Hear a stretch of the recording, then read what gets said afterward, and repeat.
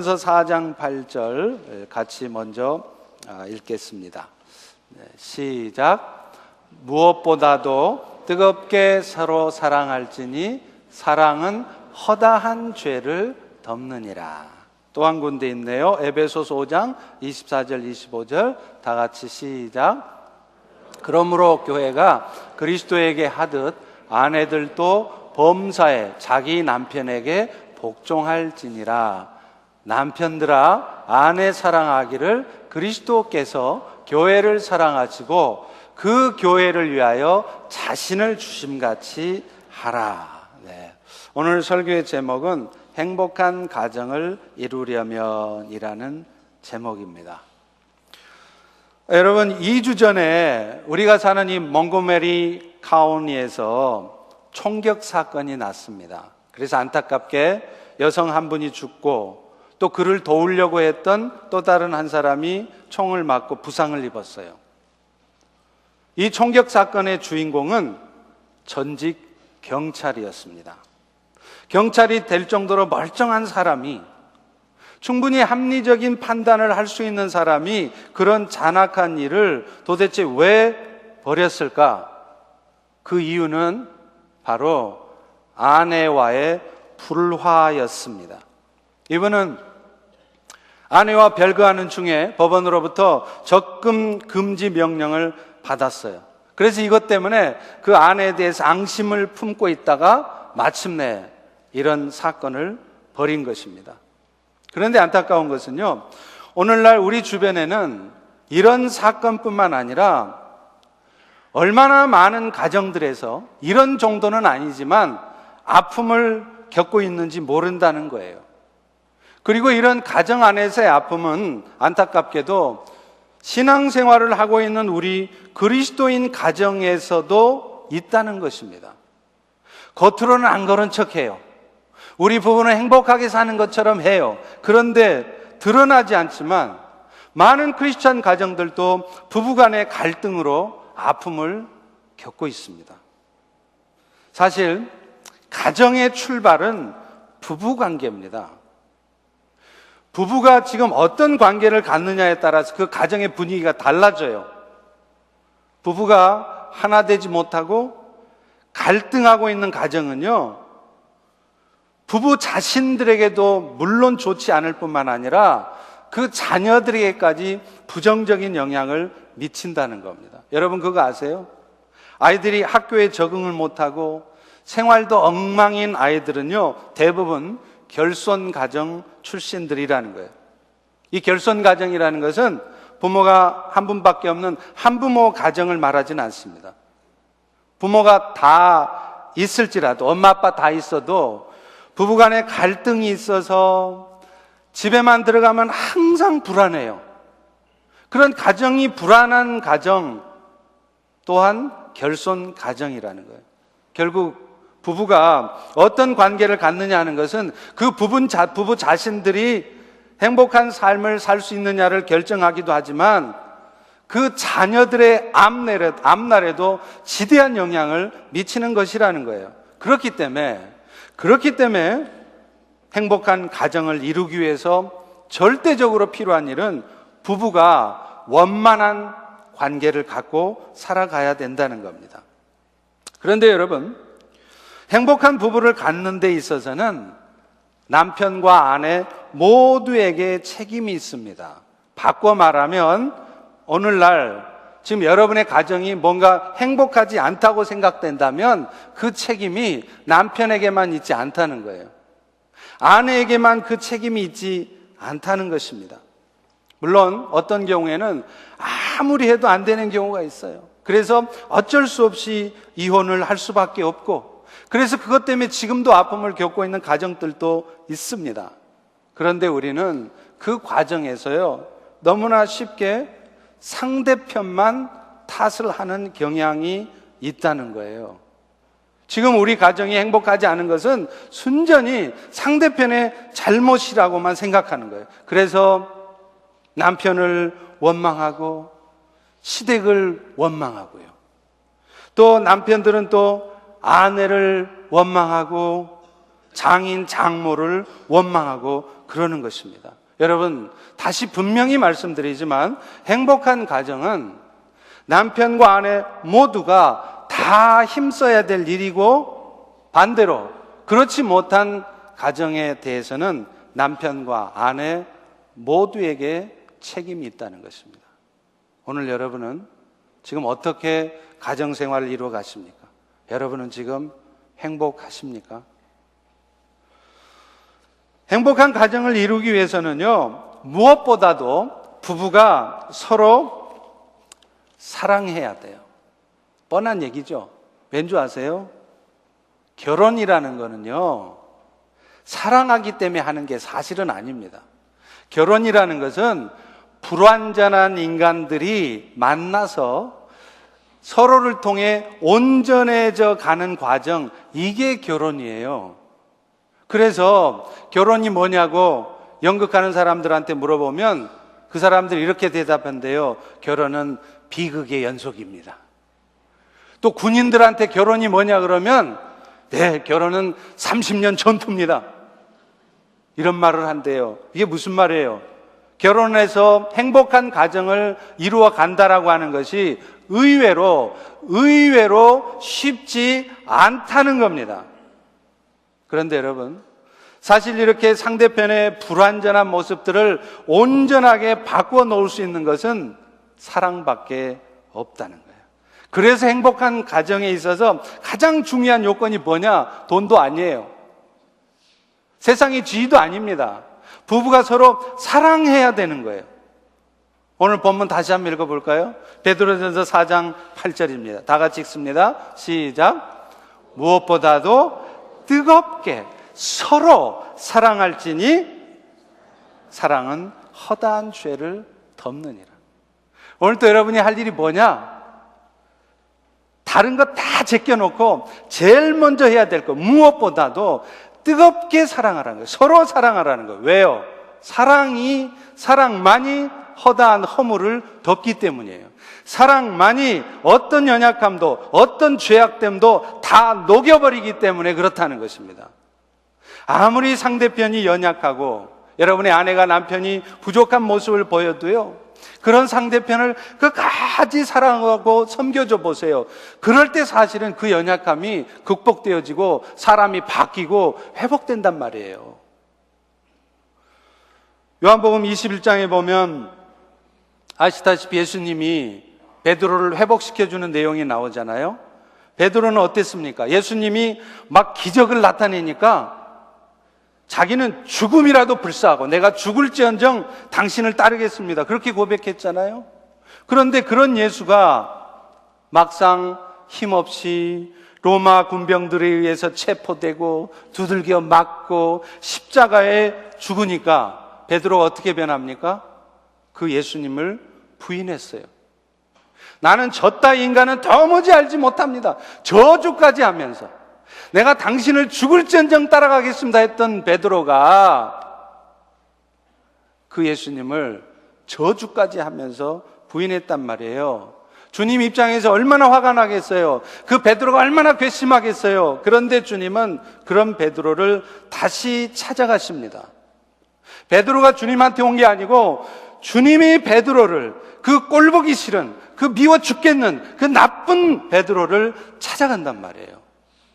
그러면서 밤새도록 고기 한 마리 잡지 못한 베드로에게 고기를 많이 잡게 하시고요, 그 허기져 있는 베드로에게 주님이 친히 생선을 구워서 아침까지 해서 먹이시는 거예요. 그리고는 그 죄책감과 그 좌절 실망에 빠져있는 베드로를 다시 살려내세요. 어떻게 해요? 베드로가 주님을 3번 부인했던 것처럼 똑같이 주님도요, 베드로에게 3번 질문을 하세요. 베드로야, 아직도 네가 날 사랑하니? 그리고는 네, 주님, 내가 주님을 사랑합니다. 이런 말을 하는 베드로, 그 실패한 베드로, 좌절해 있는 베드로에게 그러면 내 양을 먹여라 하고 사명을 다시 부어주시는 거예요. 여러분, 주님의 이 포기하지 않는 사랑, 끝까지 그를 붙드는 사랑, 연약해 보이고 부족해 보이고 잘못되었을지라도 그런 제자를 끝까지 붙들고 사랑해주는 그 사랑이 결국은 베드로를 제자다운 제자로 바꾸어 놓은 것입니다. 부부간에도 마찬가지입니다.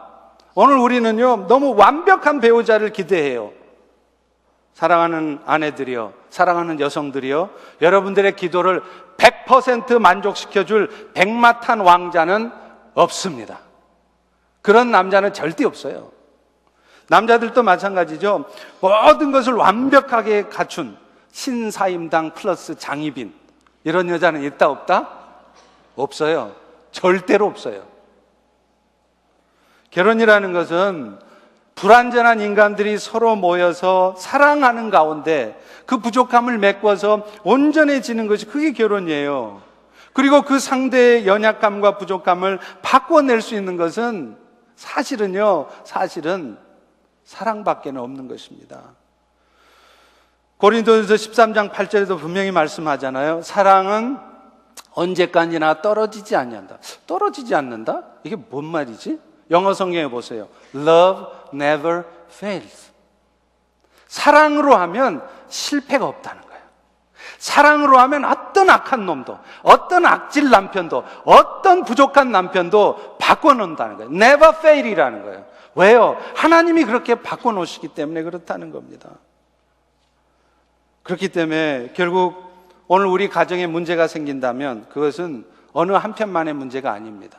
여러분 지금 원망하고 있는 여러분의 남편 혹은 여러분의 아내만의 문제가 아니라 어쩌면 주님처럼 끝까지 온전한 사랑을 베풀어 주지 못하는 우리 모두의 연약함 때문이라는 거예요. 그리고 이미 문제가 생긴 그 부부관계를 회복시킬 수 있는 유일한 방법도 딴 거 없습니다. 딴 데서 찾지 마세요. 여러분이 먼저 사랑하십시오. 그 일밖에 없는 거예요. 그렇다면 이 행복한 가정을 이루어가기 위해서 우리는 어떻게 사랑을 해야 할까요? 오늘 본문은요, 남편과 아내 모두에게 이 말씀을 하고 있어요. 먼저 우리 아내들에게 말씀을 하고 있습니다. 오늘 본문 에베소서 5장 24절을 여자분들만 읽어보세요. 네. 시작. 그러므로 교회가 그리스도에게 하듯 아내들도 범사에 자기 남편에게 복종할지니라. 먼저 아내의 남편 사랑의 진정한 모습이 뭐냐? 딴 게 아니라 남편에게 복종하란 말이에요. 사실 아내들이 남편에게 순종하는 것은 창조의 질서입니다. 아니 지금 21세기 시대 무슨 구석기 시대 얘기냐? 아닙니다. 아무리 시대의 가치관이 변해도요, 하나님이 창조하실 때 세워놓으신 그 질서는 변함이 없는 거예요. 만약 오늘날 현대인들의 삶이, 오늘날 현대인들의 가치관이 성경이 말하는 이 창조의 질서와 맞지 않는 부분이 있다면요, 그것은 성경이 잘못된 게 아니에요. 하나님이 잘못된 게 아니에요. 하나님을 떠나서 살아가는 가운데 만들어 놓은 현대인들의 가치관이 잘못된 것입니다. 하나님의 말씀이 문제인 것은 아닌 거예요. 그렇다면 왜 아내들에게 하나님은 남편에게 복종하라고 말씀하셨을까요? 에베소서 5장 23절에 그 답이 있습니다. 우리 다 같이 한번 읽어보겠습니다. 시작. 이는 남편이 아내의 머리됨이 그리스도께서 교회의 머리됨과 같음이니 그가 바로 몸의 구주시라. 남편과 아내는 사실 한 몸이잖아요. 그런데 그 한 몸 중에 아내가 몸이라면, 바디라면 그 남편은 그 몸의 머리, 헤드라는 거예요. 그런데 이것은요, 여러분, 아내의 인격이 그렇다면 남편의 인격보다 열등하다는 것을 말하느냐? 그거 아닙니다. 각각의 역할의 차이를 말을 하는 거예요. 이게 무슨 말인지 얼뜻 이해가 안 가시죠? 이거를 잘 이해하시려면 삼위 하나님 간의 관계를 통해서 보면 금방 이해할 수 있습니다. 빌립보서 2장 6절에 보면 성자 예수님을 뭐라 그럽니까? 그는 근본 하나님의 본체시나. 성자 예수님이 사실은 그 근본이 성부 하나님과 영광과 권위와 권세에 있어서 다 동등하다는 거예요.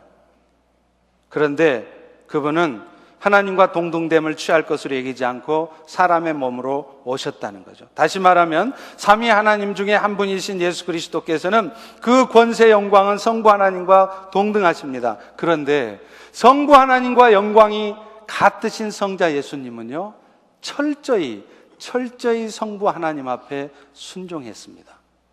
성부 하나님 앞에 성자 예수님이 순종하셨다고 해서 그분의 존재가 성부 하나님한테 떨어지는 존재냐, 열등한 존재냐, 아니라는 거예요.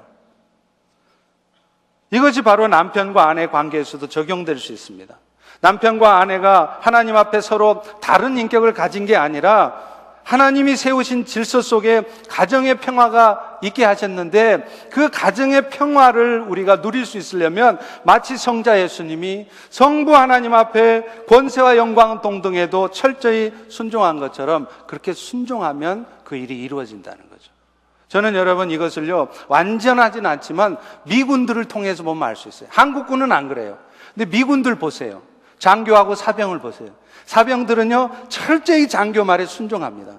그렇다고 해서 사병들이 열등한 존재냐? 아니에요. 사적인 자리에서는 그 장교하고 농담 따먹기도 하고 얼마든지 동등한 관계에서 대화를 하잖아요. 이 관계를 이해하면 우리가 남편과 아내 관계를 이해할 수 있다는 거예요. 그런데 안타깝게도 어떤 아내들은요, 자기가 똑똑해서 부족한 남편에게 순종을 하려 들지를 않아요. 근데 여러분, 이것처럼 어리석은 일이 없습니다.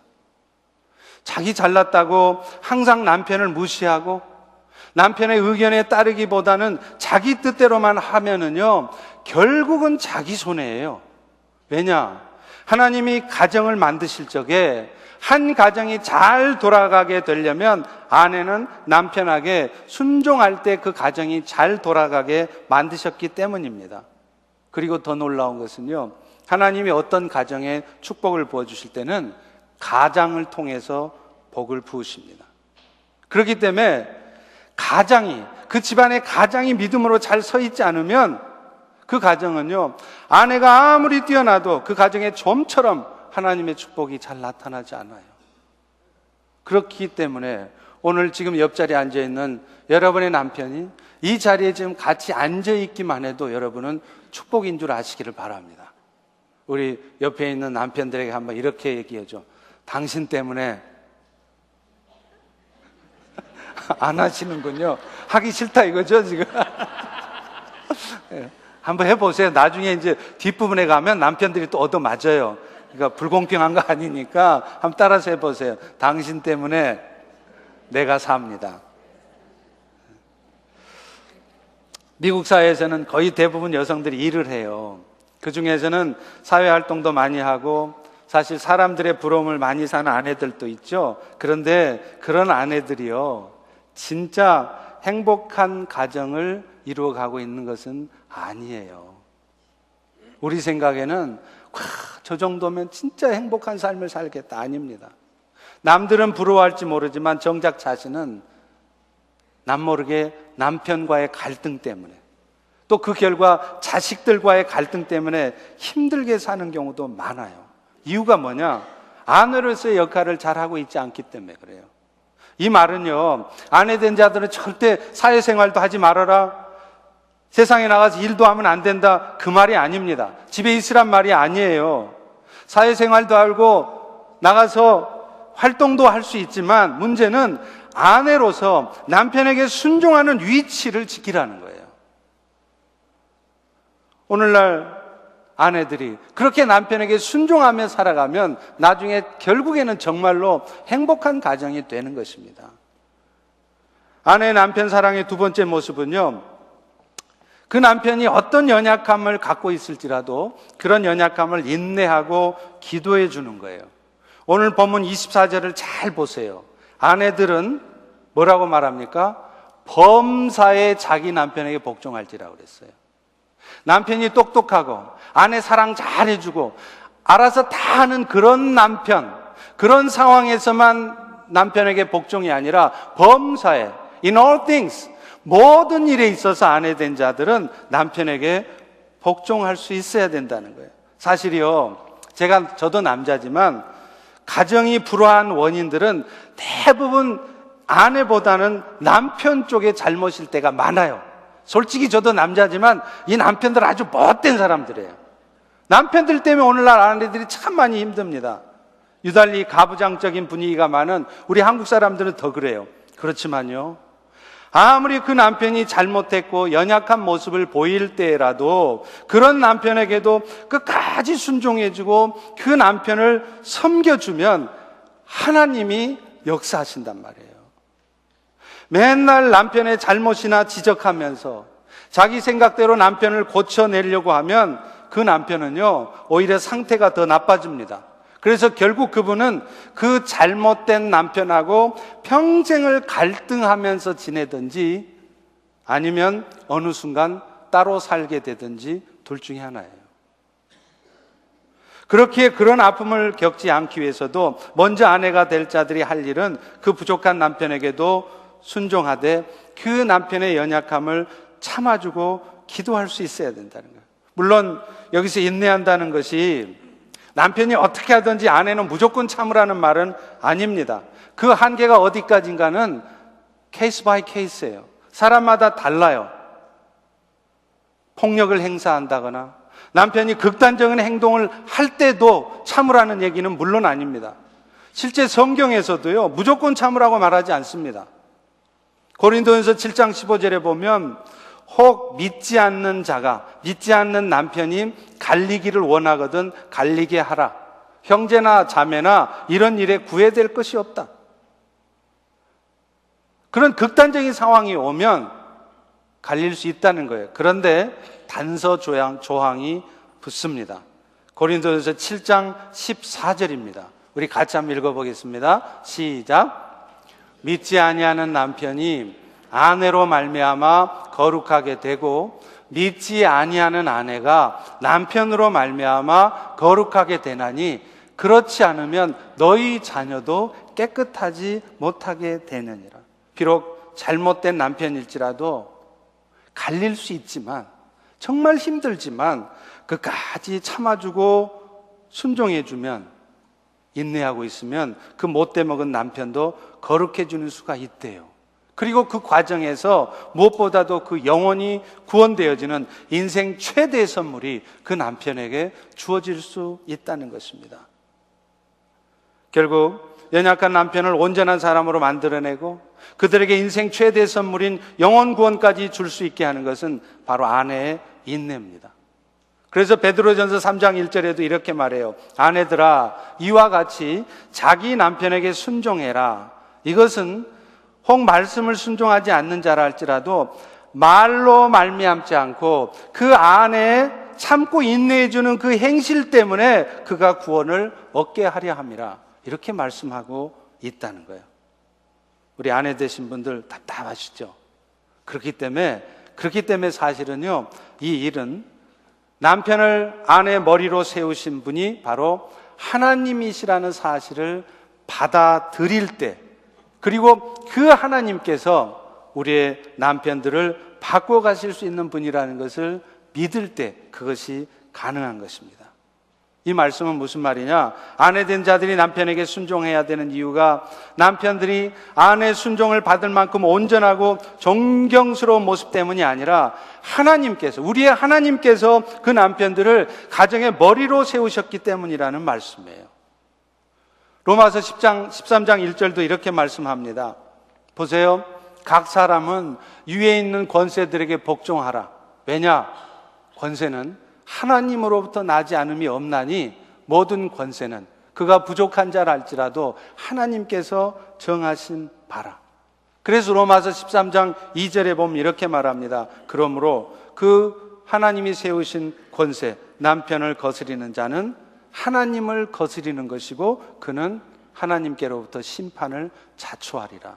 이렇게 말씀하고 있다는 거예요. 그리고 또 하나, 남편을 가정의 머리로 세우신 분이 하나님이시라는 의미는요, 앞으로 그 남편이 잘못되고 혹시 부족할지라도 그를 고치시고 세워내시는 분은 하나님이시라는 것을 의미하는 거예요. 로마서 14장 4절에 이렇게 말씀합니다. 남의 하인을 판단하는 너는 누구냐? 그가 그 하인이 서 있는 것이나 넘어져 있는 것이나 그것은 자기 주인에게 있음에 그 하인이 세움을 받는 것, 이것 또한 그 하인을 세우는 권능 또한 그 주인에게 있음이라 이렇게 말해요. 하나님이 우리의 남편들을 가장으로 세우셨다면 그 가장이 가장답게 되도록 세우시는 권능도 하나님께 있다는 말이에요. 그렇기 때문에 하나님께서 부족한 남편도 아내들의 순종을 받기에 합당하도록 고쳐내시는 것을 믿고 그 믿음 가운데 참으로 힘들지만 어렵지만 인내하고 있으면 하나님께서 비로소 그 남편을 순종받기에 합당한 온전한 남편으로 바꾸신다는 겁니다. 베드로전서 3장 5절에도 이렇게 말해요. 전에 하나님께 소망을 두었던 거룩한 부녀들도 이와 같이 자기 남편에게 순종함으로 자기를 단장했다. 거룩한 부녀들이 어떻게 자기를 단장했냐? 딴 게 아니라는 거예요. 자기 남편에게 순종했대요. 그런데 그 순종이 쉽습니까? 해봐서 아시자면 어렵잖아요. 힘들잖아요. 그게 가능한 이유가 하나님께 소망을 두었기 때문에 하나님이 하실 것이라는 믿음 가운데 그 일이 가능해진다는 것입니다. 하나님은 한순간에도 사람의 마음을 움직이고 변화시킬 수 있어요. 우리가 부족한 남편에게 순종해주고 있으면 우리 생각에는 나만 봉되고 남편은 더 나를 힘들게 하시라고 생각하기 쉽습니다. 그러나 하나님께 소망을 두고 끝까지 인내하고 있으면 때가 이를 때 하나님이 진짜로 역사하신다는 거예요. 여리고성은 7일 동안 성벽에 단 한 줄의 금도 가지 않았습니다. 그러나 마침내 하나님의 때가 이르니까 한순간에 무너졌잖아요. 우리의 변화되지 않는 남편들도 마찬가지라는 거예요. 그 부족한 남편을 위해서 끝까지 눈물로 기도해 가고 있으면 하나님은 어느 순간 역사를 이루십니다. 그렇게 멀쩡하던 남편이 갑자기 병이 나든지 아니면 그 남편 비즈니스가 그렇게 잘 되다가 갑자기 비즈니스가 망하든지 그 남편의 코가 석 자는 되도록 빠지게 해서라도 하나님이 바꿔놓으신단 말이에요. 다만 그 과정에서 우리가 할 일은 그렇기 때문에 하나님의 도우심을 구하는 겁니다. 내 힘으로, 내 의지로 안 됩니다. 이런 나를 하나님 도와주세요. 여러분, 한방에서는 화병이라고 그러죠. 화병이 뭔 줄 아세요? 양방에서 이거를 여러분이 너무 잘 아신 우울증이라고 말하죠. 우울증, 화병이 왜 생기느냐? 내 힘으로 참으려고 그러면 화병 생기는 거예요. 내 힘으로 왼수 같은 인간을 사랑하려고 그러면 화병 생겨요. 속이 터져서 못 사는 거예요. 그래서 우울증이 생기는 겁니다. 이런 일은 오직 성령의 도우심으로만 가능한 일이에요. 속이 답답하고 정말 화가 나면 예배당에 와서 아니 여러분의 집에 골방에 들어가서 주님께 부르짖어 기도해 보세요. 그러면 속이 시원해져요. 화병 안 생겨요. 우울증 안 생겨요. 그리고 진짜로 때가 이를 때 하나님이 역사하십니다. 어떤 분들은요 남편 때문에 너무 속이 상해서 자살하고 싶대요. 아니 여러분, 자살하고 싶을 정도로 죽을 용기가 있으면 그 용기를 가지고 왜 40일 금식 기도를 못합니까? 내가 죽을 각오를 가지고 나를 좀, 내 마음을 좀 하나님이 다스려 주시라고, 우리 남편을 좀 변화시켜 주시라고 40일 금식하며 기도할 때 하나님은 여러분의 눈물의 기도를 반드시 들으십니다. 남편을 위한 여러분의 기도가 분량이 쌓이면 하나님은 한순간에라도 뒤집어 놓으신단 말이에요. 어느 아내가 날이면 날마다 술만 먹고 들어오는 남편 때문에 오랫동안 마음이 상해 있었습니다. 근데 하루는 여전히 술 먹고 들어와서 코를 드르렁 골면서 대자로 뻗어 자고 있는 남편을 보니까 한심한 거예요. 그래도 이 자매는 신앙으로 잘 연단이 되셔서 그 가운데서도 하나님께 감사 기도를 했답니다. 하나님, 감사합니다. 내가 주일날 교회 가는 것이 방해되지 않도록 우리 남편으로 하여금 토요일만 되면 이렇게 항상 술을 퍼먹고 들어오게 해주셔갖고 주일날 하루 종일 잠 퍼자게 해주시고 그래서 내가 마음대로 교회 갈 수 있게 해주셔서 감사합니다. 그게 진짜 감사했어요. 울면서 웃으면서 그렇게 기도하고 있는데 갑자기 남편이 부스스 일어나더래요. 그러더니 그러더랍니다. 당신 내가 교회 나가주는 게 소원이라고 그랬지? 내가 다음 주부터 교회 나갈게. 아니 무슨 교회 나가는 게 아내를 위해서 나갑니까? 사실은 지 자신을 위해서 나가는 거잖아요. 어찌되었건 그리고는 정말 희한하게 그 다음 주부터 아내랑 교회를 나가더니 한 주도 빼먹지 않고 교회를 다니게 되었대요. 10여 년 동안을 그렇게 말을 해도 안 듣던 남편, 별수를 다 써도 백약이 모였던 남편이 어느 날 갑자기 하나님이 만지시니까 갑자기 마음이 변해서 교회를 나가기 시작했고, 교회를 나가면서 술도 끊고 전혀 다른 사람이 되어가니 정말로 하나님이 하셨다는 소리를 하지 않을 수 있겠습니까? 여러분, 하나님이 하신다는 게 바로 이런 거예요. 오늘 우리가 신앙생활에서 경험해야 될 것이 이겁니다. 사람들이 자꾸 나서서 사람의 지식으로, 사람 방법으로 이렇게 저렇게 해서 이루려고 하는 게 아니라 정말 하나님을 신뢰하게, 오늘도 그 부족해 보이는, 연약해 보이는 남편도 순종해주고 기도하며 기다릴 때 하나님이 역사하는 것을 보셔야 합니다. 이제 남편들에게 하나님 말씀하십니다. 각오하세요. 두 번째로 행복한 가정을 이루기 위해 남편들이 해야 될 역할이 있어요. 에베소서 5장 25절을 우리 남자분들이 큰 소리로 한번 읽어보겠습니다. 시작. 남편들아, 아내 사랑하기를 그리스도께서 교회를 사랑하시고 그 교회를 위해서 자신을 주심같이 하라. 남편이 할 일은 아내를 사랑하는 거래요. 그거 알죠? 근데 조건이 있어요. 뭐냐? 예수님께서 교회가 된 우리 성도들을 사랑한 것처럼 그런 사랑의 모습을 가지고 사랑하래요. 여러분, 예수님이 우리를 어떻게 사랑하셨습니까? 우리를 사랑하실 때 그분은 자신의 가장 소중한 생명을 희생하며 사랑했어요. 말로만, 립 서비스로 사랑하지 않았습니다. 가장 소중한 것을 희생하면서 사랑했습니다. 그것도 그런 사랑을 받을 자격이 전혀 없는 우리들을 위해서 그렇게 하셨다는 거예요. 따라서 남편들이 아내를 사랑할 때는 예수님처럼 내 가장 소중한 생명까지 희생하면서 사랑해야 되고, 그것도 사랑받을 자격이나 가치가 없어 보이는 그런 아내라 할지라도 사랑해 줄 수 있어야 된다는 거예요. 그렇기 때문에 여러분, 남편들이 그런 사랑을 하기 위해서라도 우리 남편들에게 가장 먼저 필요한 게 뭔 줄 아세요? 남편 자신이 먼저 좋은 신자가 되어야 돼요. 베드로전서 3장 7절에 보세요. 남편 된 자들아, 이와 같이 지식을 따라. 뭘 따라서요?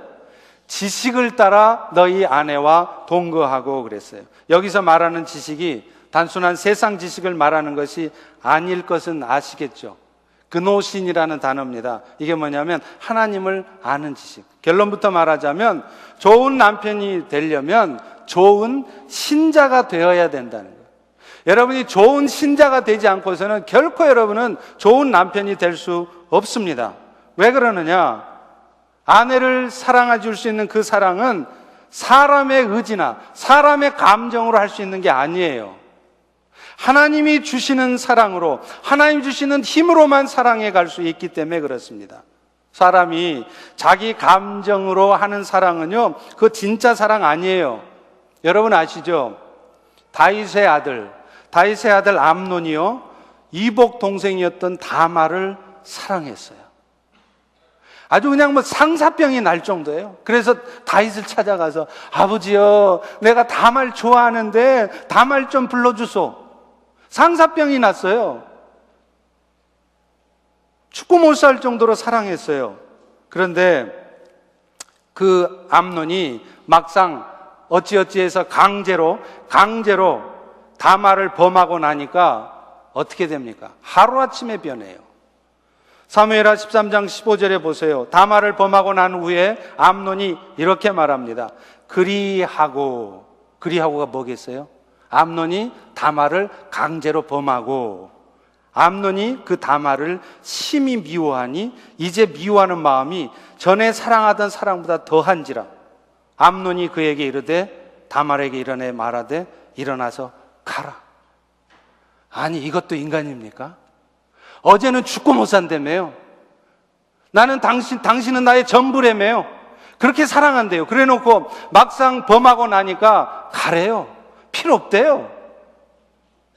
죽도록 사랑했던 그 정도를 가지고 죽도록 증오했대요. 여러분, 이것이 사람이 하는 사랑의 실체예요. 사람들이 자꾸 사랑하는데 우리 젊은 청년들 잘 들으세요. 그 사랑이 진짜 하나님이 준 사랑인지 아니면 감정적인 사랑인지 육체적인 사랑 가운데 지금 여러분의 여자친구를, 보이프렌드를 사랑하는지 잘 점검해 보셔야 돼요. 남편들이 아내를 위해 해야 되는 사랑은 그런 감정적인 사랑이 아닙니다. 그런 육체적인 사랑은 얼마 못 가요. 아내의 약한 부분이, 허점이 발견되면 금방 무너집니다. 여자친구, 남자친구의 허점이 발견되기 시작하면 금방 무너질 사랑이에요. 세상에서 제일 사랑한다고 했다가 세상에서 제일 원수가 됩니다. 그렇잖아요. 여러분 주변에서 보시잖아요. 그렇게 남편들이 아내를 사랑하기 위해서도 먼저 필요한 게 뭐냐? 하나님의 지식, 신지식이라는 거예요. 하나님의 지식으로 무장된 남편들은요, 어떻게 가정을 다스리는 것이 하나님이 기뻐하시는 것인가를 말씀을 통해 확인해요. 그리고 그 말씀을 먹으면서 실제로 그런 가정을 세워갈 수 있는 힘을, 능력을, 지혜를 공급을 받아요. 그래서 남편 눈에는 연약해 보이고 부족해 보이는 아내지만 그 아내를 주님이 그러셨던 것처럼 기다려주고요, 품어주고요, 섬겨줄 수 있는 거예요. 그리고 마침내 그 아내가 진정한 사랑의 대상이 될 수 있도록 바뀌는 거예요. 그래서 성경도 남편들에게 하나님의 지식을 따라 아내와 함께하라 이렇게 말했습니다. 두 번째는요, 남편 된 자들이 아내를 사랑한다는 것은 아내를 귀히 여기는 것이라고 말해요. 아내에게 함부로 대하거나 함부로 말하거나 무시하지 말라는 거예요. 못 배웠다고, 답답하다고 함부로 하지 말라는 거예요. 베드로전서 3장 7절 후반부에 보세요. 남편들아, 그를 더 연약한 그릇이요 또 생명의 은혜를 함께 이어받을 자로 알아서 귀하게 여겨라. 이 아내들을 연약한 그릇이라고 할 때 그 그릇이라는 단어는요, 보통 그릇이 아니래요. 밥상에 올라오는 그릇이랍니다. 개밥 그릇이 아니에요. 여러분 아내들 개밥 그릇 취급하고 있지 않으세요? 발로 툭 차고. 밥상에 올라오는 귀한 그릇이란 말이에요. 연약해 보이지만, 답답해 보이지만 귀한 그릇이란 말이에요. 그리고 그렇게 아내를 귀하게 여기는 사람들은요, 아내 말을 잘 들어요. 아내의 기준을 가지고 판단하고 결정하고 섬겨요. 남자들의 운명은 일생 동안 3명의 여자들의 말을 들으면 잘 된다고 하죠. 결혼하기 전에는 엄마 말을 들으면 인생을 잘 준비할 수 있어요.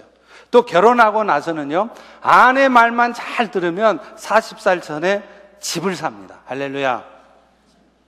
그리고 아내가 혹시 먼저 죽고 나면 며느리 말을 잘 들어야 돼요. 그래야 삼시세끼 밥을 얻어먹습니다. 근데 이 말이 진짜 맞아요. 남편들이요, 아내 말만 잘 들어보세요. 진짜예요. 인생 성공이에요. 그런데 안 들어요. 우리 남편들은 늘 아내를 사랑해도 자기 기준으로 생각해. 사랑을 해줘도 지 방식대로, 지가 원하는 방식대로 사랑을 해요. 솔직히 저도 그래요. 제가 제일 못하는 게 뭐냐, 저희 아내의 연약함을 섬세하게 헤아려 주지 못해요. 저한테는 아무 문제가 안 되는 게 아내한테는 심각한 문제가 될 수 있잖아요. 저한테는 너무 쉽게 되는 게 아내한테는 잘 안 될 수 있는 거거든요. 운전도 그렇고요. 근데 우리는 그렇게 아내 입장에서 생각해 주질 않는단 말이에요. 저희 아내는 음악을 한 사람입니다. 그래서 소리에 굉장히 민감해요. 저는 화장실에 앉아서 일을 보고 있으면 거실에 있는 제 셀폰에 진동 소리가 나도 못 알아들어요. 일 보는데 집중하죠. 근데 저희 아내는 어떻게 일 보면서도 거실에 있는 거실에 있는 휴대폰 진동 소리를 들어요. 소머지기를 가졌나 봐요. 그러다 보니까 어떤 일이 생기냐, 텔레비전을 보면 서로 싸웁니다. 저는 볼륨을 높이려고 그러고 아내는 시끄럽다고 자꾸 볼륨을 낮추래요. 또 저희 아내는요, 바깥에서 조그만 소리가 나도 금방 잠을 깨요. 도둑은 우리 집에 들어오면 절대 안 돼요. 그리고 한번 잠을 깨면 잠을 잘 못 이루어요. 근데 처음에는요, 그런 아내의 모습을 보면서 저는 이해가 안 갔어요. 그래서 어떻게 생각했느냐, 아, 우리 아내는 까다로운 여자구나. 여자가 말이야 좀 수더분해야지, 뭐 그런 소리 좀 듣고 파딱 깨고, 그게 아니더라고요. 하나님이 저희 아내에게 주신 특별한 은사예요. 소리에 이렇게 민감하기 때문에 음악을 하는 거거든요. 가끔 새벽에 일어나 보면 저희 아내가 거실에서 자고 있는 것을 발견합니다. 이유는 뭐냐? 제가 코를 골기 때문이에요. 저는 벽에를 대자마자 곧바로 잠에 듭니다. 좀 과장하면요, 잠자는데 5초도 안 걸려요. 딱 누웠다 그러면 바로 코 골아요. 그러니 소리에 민감한 저희 아내가 잠을 잘 수 없는 것은 당연하고, 그러니까 벽에를 들고 거실로 나가는 거예요. 그런데 그 거실로 나가는 아내가 수더분하지 못한 것이 아니고 코를 고는 내가 나쁜 놈인데, 저는 나는 나쁜 놈이라 생각 안 하고 저 아내가 수더분하지 못한다고 탓을 한단 말이에요. 이것이 여러분 모습 아닙니까? 여러분 남편들 모습 아니에요? 한국에 어느 신혼부부가 외식을 갔대요. 오랜만에 외식을 가니까 이 아내는 아주 쾌재를 부르면서 예쁘게 차려입고 남편을 따라 나섭니다. 그런데 그 남편이 간 곳이 어디냐? 어느 허름한 골목길 안에 보신탕집이에요. 개고기집. 보신탕을 시켜놓고 열심히 땀을 흘리면서 남편이 먹어요. 근데 음식에 손도 대지 않는 아내를 쳐다보면서 이상하다는 듯이 말해요. 왜 안 먹어? 이 보신탕이 소화도 잘 되고 얼마나 몸에 좋은데? 그러면서 지만 맛있게 먹는 거예요. 아내는 아랑곳하지 않고. 여러분, 이 모습이 오늘 우리 남편들의 모습이라는 거예요. 아내를 사랑해 줘요. 그런데 지 방식대로 한단 말이에요. 내가 원하는 방식대로 해요. 그러면서 자신을 챙겨주지 않았다고 아내들이 하소연 하면 내가 언제 안 챙겨줬냐고, 외식도 같이 갔지 않냐고, 이렇게 말을 한다는 거죠. 이건 진짜 아내 사랑이 아닙니다. 아내 사랑을 하되 아내가 원하는 대로 해주는 것이 진짜 아내 사랑이에요. 마지막으로요, 우리 남편들이 아내를 사랑해줘야 될 진짜 이유가 있어요. 그것은 그렇게 할 때 남편들 자신의 기도가 막히지 않는데요. 베드로전서 3장 7절 후반부를 다시 한번 보세요. 생명의 은혜를 함께 이어받을 자로 귀히 여기라. 이는 너희 기도가 막히지 않게 하려 함이라. 어떤 목사님이 아내와 다툰 후에 16일 동안이라 말을 안 했대요. 그런데 그 16일 동안 그야말로 영이 답답해서 못 살겠더라는 거예요. 아내하고 말 안 하는 게 답답한 게 아니라 하나님께 기도를 해도 기도가 시원치 않는 거예요. 기도가 안 되는 거예요. 기도가 딱 막혀 있는 거예요. 당연한 일이죠. 왜요? 아내하고 지금 등이 돌려져 있는데, 아내하고 불편한데 내 기도가 나오겠어요? 기도가 안 되는 거예요. 여러분 중에도 아무리 애를 써도 영혼의 목마름이 가시지 않는 분이 계십니까? 그 원인을 먼 데서 찾지 마세요. 아주 가까운 곳, 아내를 향한 남편들의 마음에 그 원인이 있을 수 있습니다. 아내가 연약하다고 함부로 대하고 무조건 자신의 뜻대로만 우격다짐으로 해가는 남편들은 결코 잘 되지 못합니다. 그 비즈니스가 절대 잘 될 수 없습니다. 성경의 말씀처럼 그런 사람들은 기도가 막히기 때문이에요. 기도해도 뜻대로 되지도 않습니다. 그렇기 때문에 여러분이 기도해도 뭔가 뜻대로 되지 않는다면 지금 내가 아내를 사랑하지 못하고 가정의 일들을 무조건 내 뜻대로만 하려고 하지 않았는지 돌아보셔야 돼요. 아내를 귀하게 여기고 아내의 연약함을 돌보지 않는 남편, 절대로 그 자신의 인생이 풀릴 수가 없습니다. 두란노에서 진행하는 아버지 학교에서요, 말기암에 걸리신 어떤 분이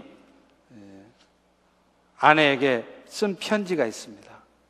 남편이 아내에게요, 사랑하는 아내에게 아버지 학교를 통해 귀한 말 하나를 배웠어. 아내라는 말의 뜻이 안에 있는, inside, 안에 있는 해라는 것이요. 30여 년 넘게 사는 동안 당신이 안에서, 집안에서 해 노릇을 해왔기에 오늘 우리 가족이 있는 것을 새삼 깨달았소.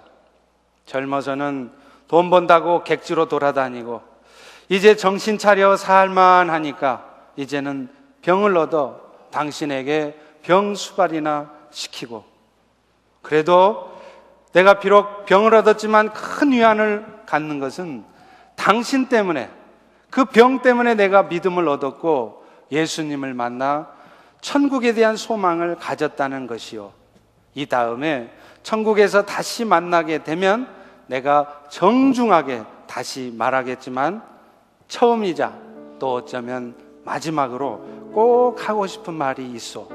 그동안 고마웠고 미안했어.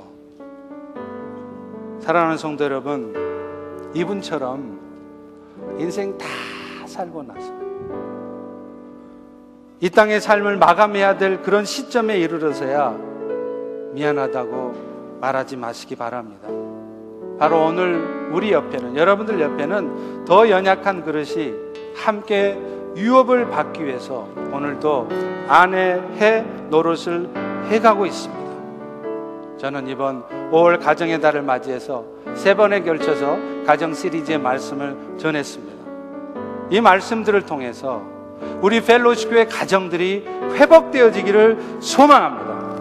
특별히 남편들이, 아빠들이 정신 차리기를 소망합니다.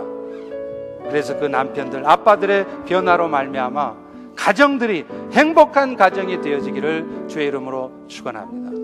이 시간 우리 다 일어나셔서 우리 다 같이 당신은 사랑받기 위해 태어난 사람, 우리 서로를 위해서 축복하며 한번 같이 기도하겠습니다.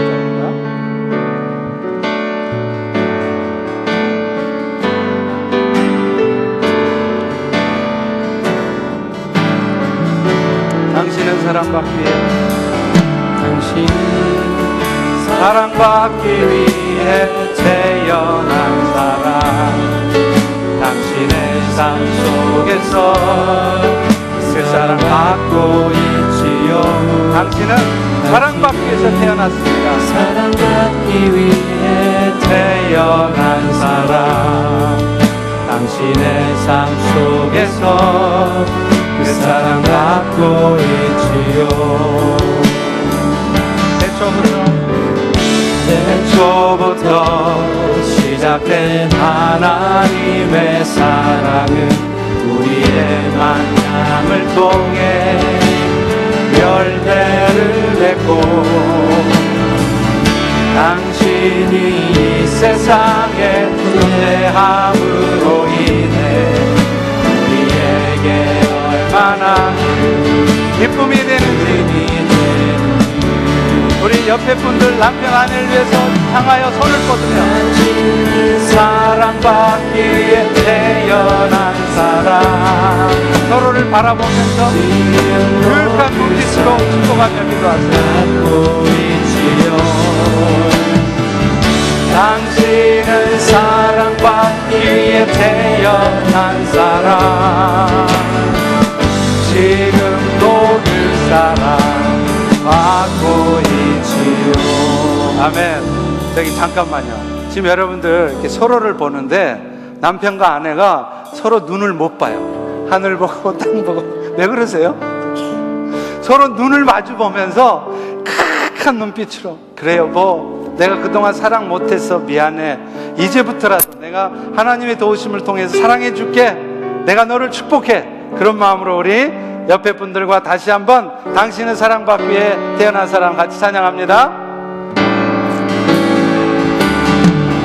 당신은 사랑받기 위해 태어난 사람, 당신의 삶 속에서 그 사랑 받고 있지요.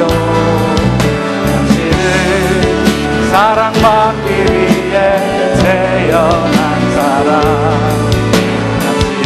삶 속에서 그 사랑 받고 있지요. 그 사랑은 태초부터 시작된 겁니다. 태초부터 시작된 하나님의 사랑, 여러분의 만남을 통해서 나타난 거예요. 열매를 맺고, 당신이 세상에 존재하는 것 때문에 나한테는 큰 용기가 됩니다. 나한테는 큰 기쁨입니다.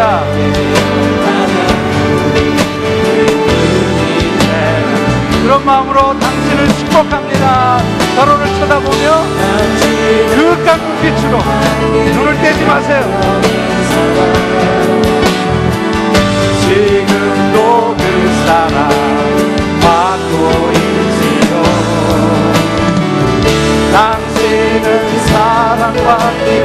태어난 사람 지금도 이 사람 받고 있지요.